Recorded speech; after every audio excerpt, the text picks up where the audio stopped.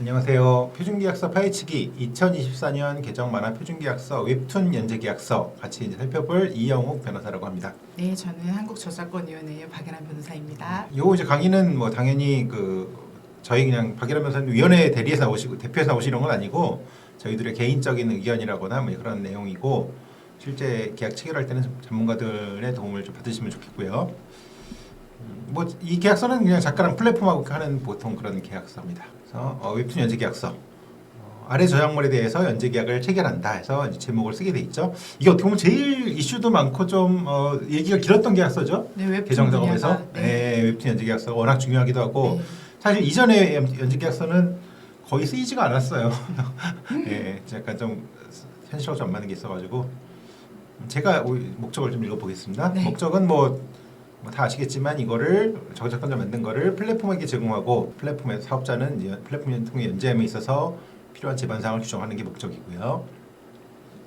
네, 2조의 정의 규정은 저작권법에 있는 것들이 그대로 되어 있는 경우들도 있고 특별히 업계에서 쓰이기 때문에 정의 규정을 만든 조항들도 있습니다. 그래서 대상 저작물을 이제 특정해야 되고 위에서 특정을 됐죠. 그래서 대상 저작물을 위에 표시하는 것을 말한다.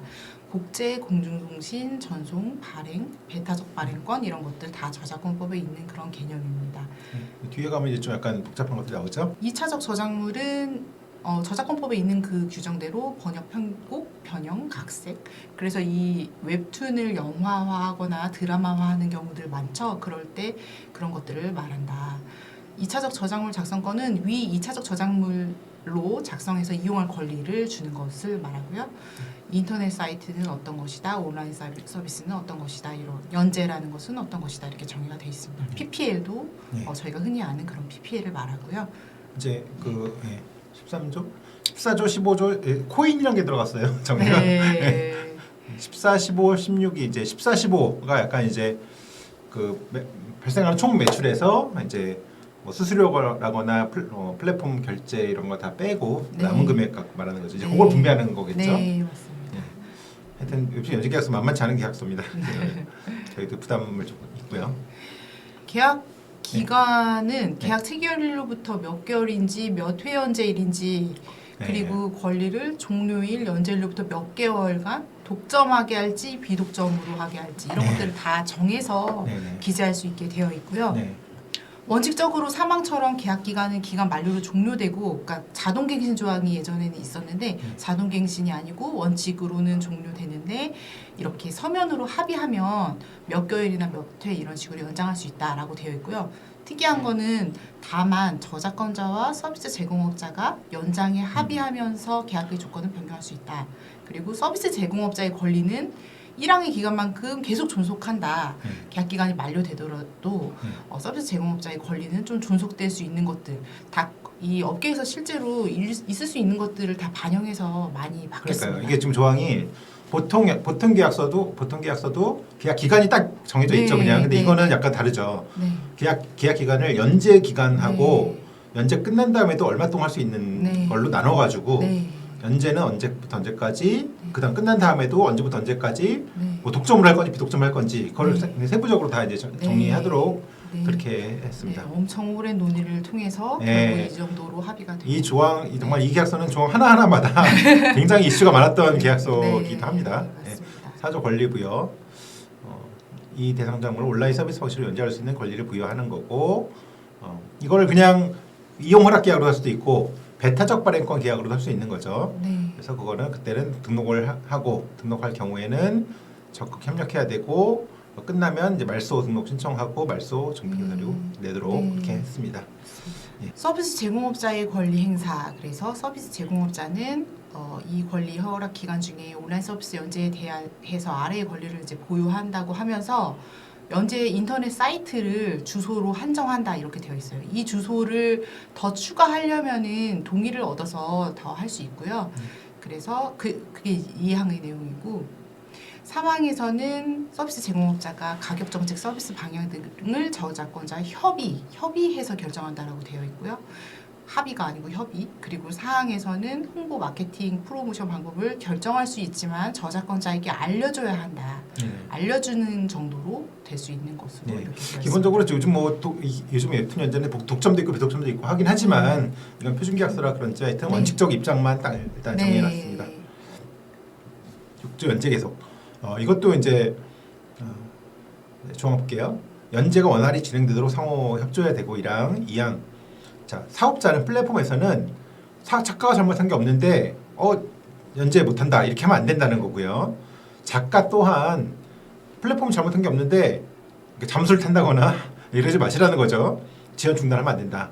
요즘에 뭐 그때 이제 그 예정 작업 때 플랫폼이나 CP사에서 말씀하시기는 슈퍼갑 작가들이 뭐 연재를 중단하고 계약 조건 바꿔달라 그런다 뭐 이런 얘기도 많이 하시더라고요. 근데 하여튼 서로 간에 이게 굉장히 기본적인 조항이죠. 연재를 계속 해야 되는 거고 그다음에 작가도 중간에 중단하면 안 된다는 거. 네. 원고의 인도와 연재 시기 관련해서 이제 조항이 조금 길고 복잡한데요. 일단 계약 체결 후에 며칠 내에 몇 회 분량의 완전 원고를 인도하고 이후 계약 기간 동안 언제마다 완전 원고를 인도한다 이렇게 되어 있어요. 그래서 완전 원고를 인도하는 시기가 정해져 있어야 서비스 제공업자가 이걸 연재를 할 수 있기 때문이고요. 이런 것들 다 동의를 얻어서 기일을 변경할 수 있는 것으로 되어 있고 2항에 보시면은 원고는 회당 최소 몇 컷 내외의 완전 원고 형태로 제작되어야 하며 그래서 몇 컷인지까지도 이렇게 다 규정할 수 있고요. 그리고 분량의 상한을 합의에 따라서 정할 수 있고 서비스 제공업자 요구에 따라서 컷수가 늘어나면은 이거 추가금 지급한다라는 규정도 들어가 있고요. 이게 실제로 업계에서 일어나는 일들을 다 분쟁을 최소화하기 위해서 계약에 이렇게 다 넣을 수 있도록 되어 있는 것이라고 보시면 되고요. 사망에 보시면은 원고를 인도받으면은 연재를 빨리 개시를 해야 되는데 그렇게 개시를 안 하고 있으면 안 되겠죠. 그래서 연재를 언제 안에는 개시를 해야 한다. 그런데 이것도 부득이한 사정이 있으면 동의를 얻어서 그 기일을 변경할 수 있다. 이런 규정입니다. 8조. 이것도 중요한 조항이죠. 여기 이제 휴재 조항도 이제 설명도 들어가 있습니다만 적절히 이 새로 만든 조항입니다. 이 웹툰 상생협의체 나와가지고 적절히 휴재할 수 있도록 하고 50회 기준 2회당 휴재할 수 있고 조건 없는 휴재를 보장한다. 그다음 휴재하지 않으면 휴재를 권고하고 연재를 중단할 수 있다. 그런 모든 건 서비스 제공업자가 수행하고 작업을 요구할 수 없다. 그리고 불가피한 사유인 휴재는 상호 협의에서 결정한다. 여기가 이제 뭐 유급이다 무급이다는 건 없습니다. 그때 이제 논의는 됐지만 그런 내용은 지금 없는 거고요. 뭐 작가분들께서는 유급을 원하셨겠지만 그 밑에 박스 내용을 볼게요. 가이드라인 시즌제의 경우 한 시즌 분량에 따라서 연재 주기 50회당 50회면 보통 1년이죠. 2회에 비례하는 수준의 휴재를 보장하면서 사전자의 경우 누적된 회차에 차감 없이 50회당 2회 또는 상응하는 기간 2회의 휴재를 보장한다. 시즌제, 사전제가 이렇게 있는데 저는 사실 이제 이거 개정 작업 참여했습니다만 아니 휴재를 원하지 않는 사람도 있을 것 같은데 아니 돈 벌 수 있는 거니까 근데 하여튼 기준을 만들어야 된다. 그래서 휴재하지 않으면 심지어 연재까지 중단할 수 있는 그런 식으로 들어갔습니다. 근데 뭐 지금 아시겠지만 플랫폼에서도 많이 전향적으로 굉장히 이제 휴재를 많이 보장하려고 하고 있고 이런 게 많이 좀 공유가 돼야겠죠. 구조 대가의 지급 그래서 1회차 분량의 원고에 대한 연재료로 얼마를 지급한다 이렇게 되어 있고요. 정산은 매월 한 번씩 진행하고 이런 계좌로 지급한다. 이제 9조와 10조가 가장 이제 핵심적인 조항이라고 할 수 있는데 수익 분배 관해서 굉장히 이제 그래서 말할 부분도 많고 한데 자 9조 1항 보시면 그전 표준계약서는 그냥 원고 연재료로 얼마라고만 돼 있었습니다. 근데 지금 연재료로 얼마라고 지급해 있는데 저게 뭐 선급금인지 뭐 그런 내용은 없는 거죠 지금. 보통 많이 업계에서 많이 하는 게 MG 플러스 RS를 많이 하는데 이거는 그렇게 한정되어 있지 않습니다 지금. 자 10조 보시면 자 이제 여기는 RS라는 거 들어갔어요. 저작이랑 저작권자와 사업자는 수익 분배 RS 비율에 따라 매출을 나눠 갔는데 이걸 뭐 이제 뭐 쓰면 되겠죠 비율을 뭐 70대 30, 뭐 50대 50 이렇게. 근데 구조에 따라 지급되는 대금의 공제 방식은 이 항에서 정한다라고 하고. 구조에 따라 지급되는 대금의 공제는 뭐뭐 방식으로 한다라고 돼 있는데 제가 볼 때 이게 가장 큰 문제예요. 어떻게 보면 없어요 그 내용이. 이게 엄청 그때 말이 많았거든요. 이제 이걸 뭐 선차감, 후차감, 뭐 월MG, 누적MG 해가지고 엄청 복잡한 조항도 실제 만들어졌었고 네. 그때 계산을 예시까지 넣어가지고 했었는데 이게 결국에는 부득이하게 이렇게 된 것 같습니다. 네. 예, 어떻게 정하기 힘들어가지고 근데 네. 적어도 제 생각에는 공제는 무슨 방식으로 한다에 아니 그럼 선택지라도 주던지. 네. 근데 저렇게 쓰면 어쩌라는 건지 제가 잘 모르겠어요, 솔직히. 네. 그래서 약간 좀 아쉬운 부분은 저는 좀 그거 네. 있다고 보고 네. 사망 보시면 순매출액은 2조 앞에 본 거 따라서 이제 하는 거고 다만 공제되는 거를 뭐 달리 정할 수 있는 거고 연지계약 종료되더라도 서비스되는 동안에는 그걸 나눠 갖는다. 네. 혹시 저 10조 네. 2항에 대해서 좀 네. 이 다음 조항도 조항에 있습니다만 대해서 네, 출판 분야 표준 계약서도 사실 그 어떻게 공제할지나 이런 어떻게 수익을 배분할지에 대해서 어떤 방식이 있는지를 해설서에서 굉장히 길게 설명을 하고 네. 있어요. 그래서 이 관련 분야도 곧 문체부가 해설서를 내면서 내용들을 좀 녹인다고는 하시긴 해서 이제 좀 지켜보시면 될 것 같아요. 그래서 네. 이런 내용들이 워낙 이제 그 이해관계자들이 다 다양하기 때문에 맞습니다. 합의해서 넣기가 쉽지가 않았던 것 같고 네. 그 방식이 어떻게 될지는 말씀하신 그런 내용은 해설서에 많이 들어가지 않을까 예상합니다. 아시겠지만 개정 작업에는 작가 단체, 사업자 단체, 사업자는 이제 플랫폼, 네. CP사, 네. 제작사 이렇게 세 그룹이 이제 협의를 했는데 굉장히 이제 논의가 많고 협의가 안 된 경우도 분명히 있었습니다. 네. 그래서 다 또 보시면 네. 자 5항 서비스 제공권 저작권자에게 뭐 주마다 몇 개월마다 1회 지급할 대가를 주건 안 주건 관계없이 수익 전산서를 제공해야 되는데 이것도 이제 웹툰 상생협의체에서 합의가 된 내용이죠. 네.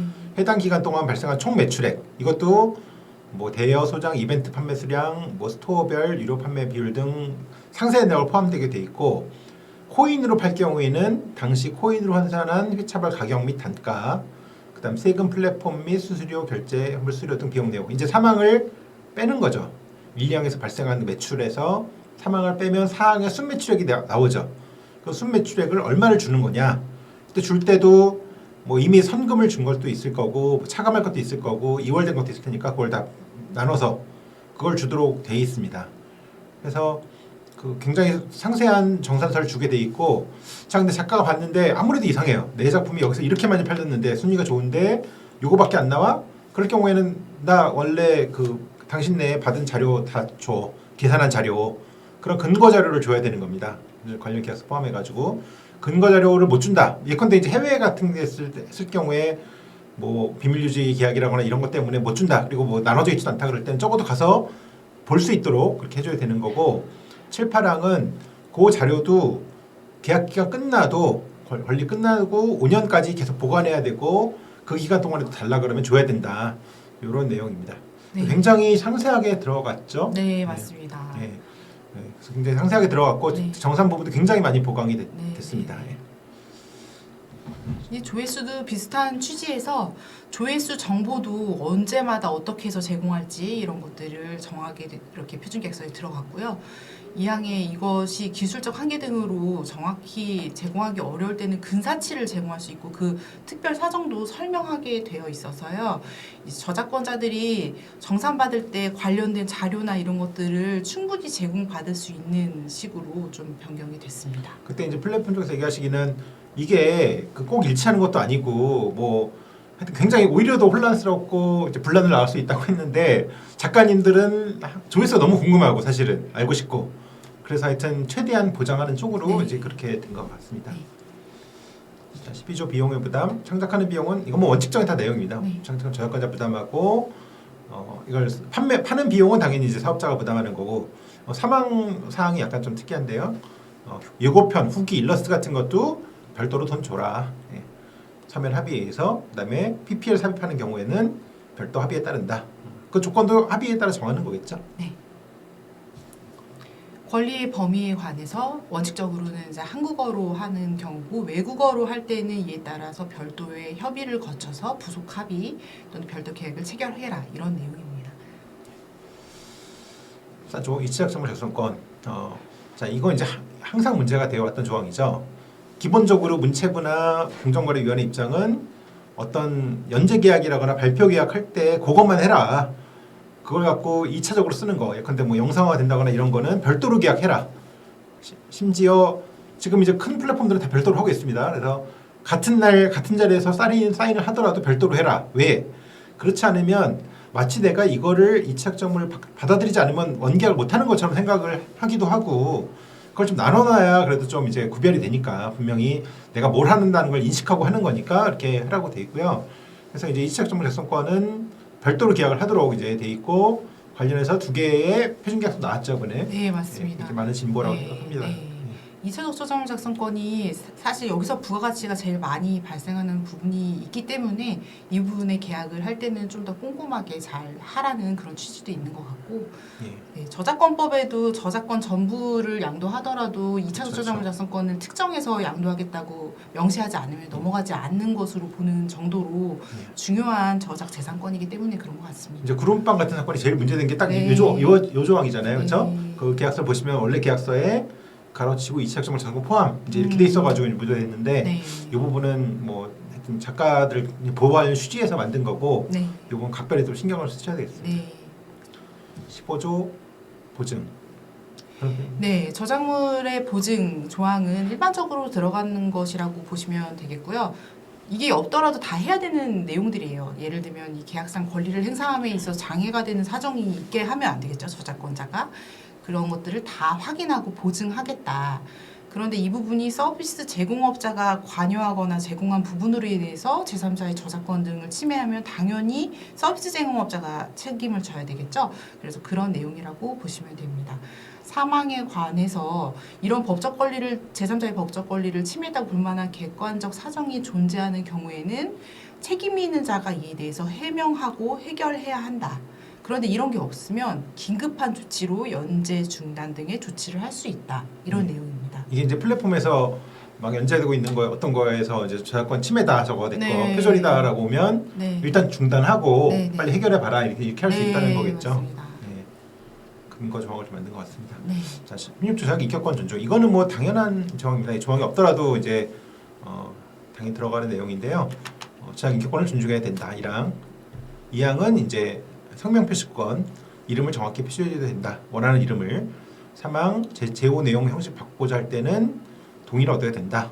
뭐 이게 조항 자체가 당연히 저작권법 내용입니다. 성질이나 이용의 목적 형태에 비춰 부득이하게 인정되는 경우 변경할 수 있지만 본질적 내용을 변경시키면 안 된다. 사항은 명예 실추시키면 안 된다는 거.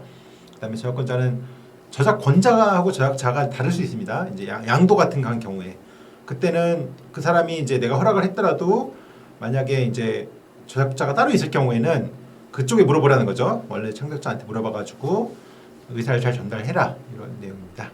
네.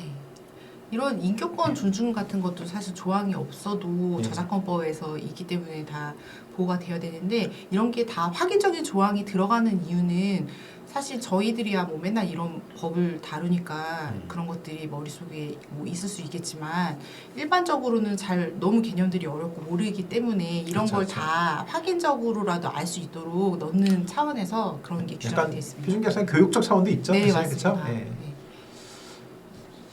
17조.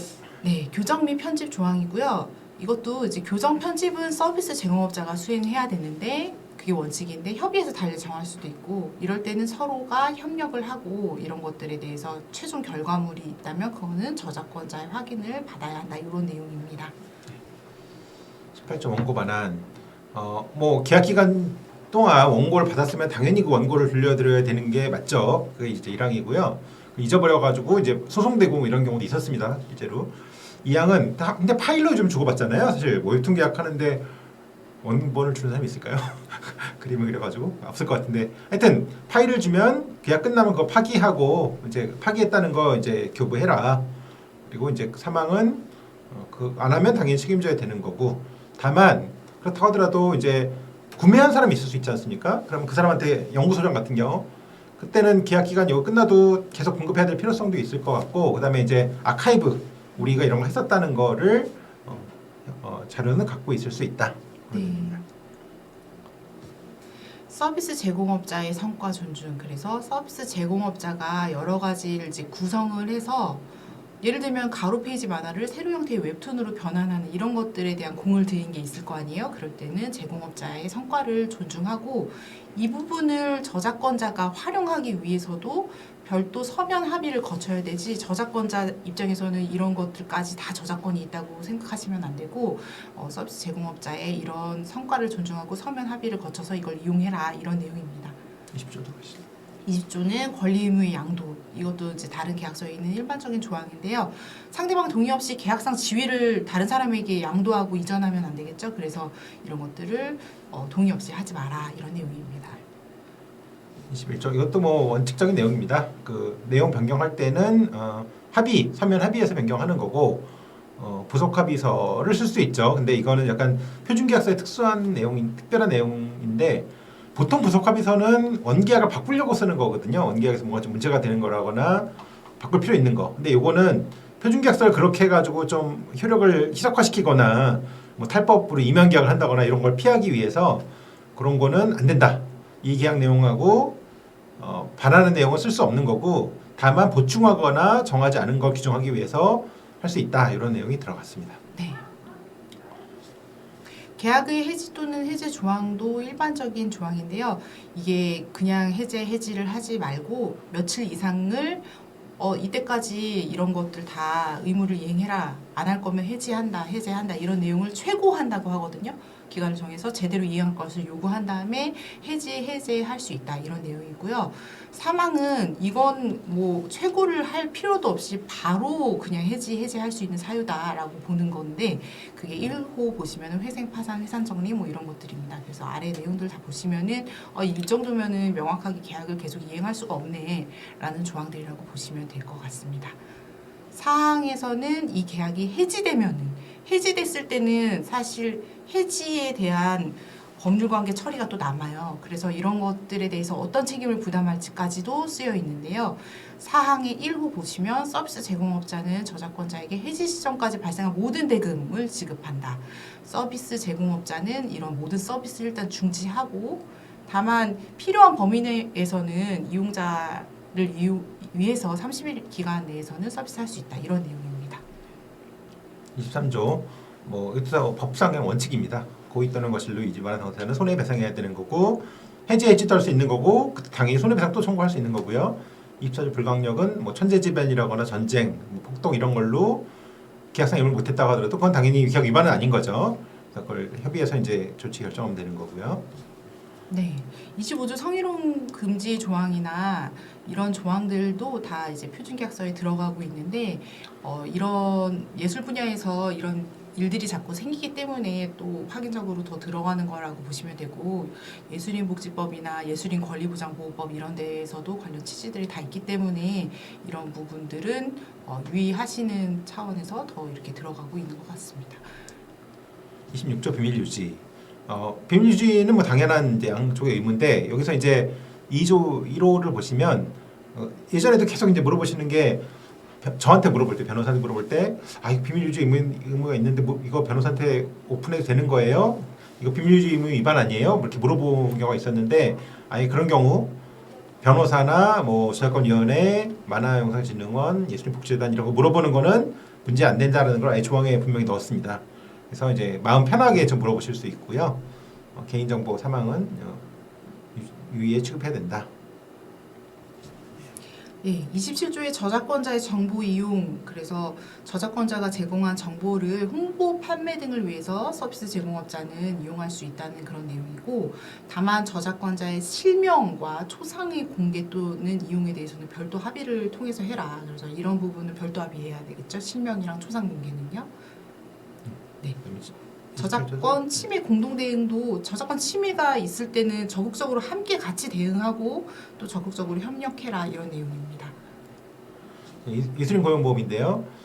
고용보험에 따라서 고용보험 적용되는 경우에 사업자가 원래 이제 다 하게 돼 있습니다. 아마 잘 알 거예요. 그리고 이제 고용보험 납부해야 되는데 그걸 이제 빼고 납부할 수 있다. 이런 자세한 내용은 저 예술인복지재단이라거나 요 관련 기관에 물어보시면 아마 친절하게 알려주실 겁니다. 사업자 기본적으로 아마 정상적인 사업자라면 하고 있을 겁니다.